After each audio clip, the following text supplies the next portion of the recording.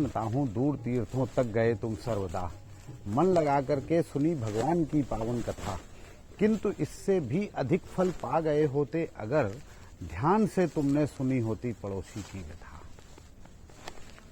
स्वर्गीय डॉक्टर रामकुमार त्रिपाठी जी की ये दो पंक्तियां जीवन का ध्येय वाक्य हैं।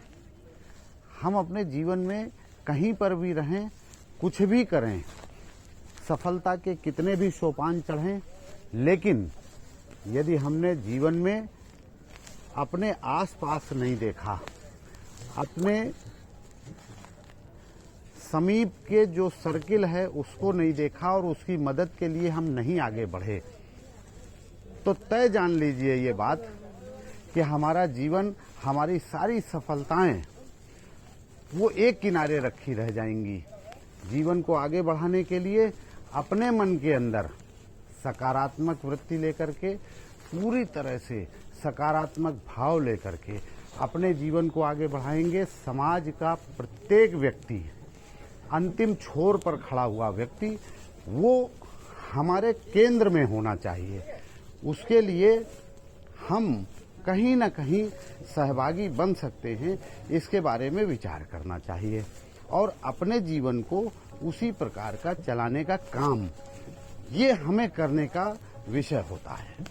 और जब हम ऐसा करेंगे तो निश्चित रूप से जान लीजिए कि जितनी भी सकारात्मक शक्तियां हैं इस प्रकृति की, वो सकारात्मक शक्तियां हमारे साथ खड़ी होकर के चलेंगी, हमें ताकत देंगी। और वो ताकत केवल हमारे अपने व्यक्तिगत जीवन के लिए नहीं, तो हमारे अपने परिवार के लिए, हमारे अपने इष्ट मित्रों के लिए, हमारे पूरे सर्किल के लिए वो शक्तियां हमें असीम ताकत देने का काम करेंगी। और ये जो काम होगा, ये हमारे जीवन को न केवल बहुमूल्य बनाएगा, बल्कि हमारे जीवन को कहीं न कहीं सफलता के नए सोपान चढ़ाएगा। तो इसलिए ध्यान रखिए, यदि प्रकृति का साथ चाहिए तो प्राकृतिक संसाधनों के साथ साथ अपनी ऊर्जा को बढ़ाने का काम करने के लिए समाज के प्रत्येक वर्ग के लिए एक साथ खड़े होने का काम करना है।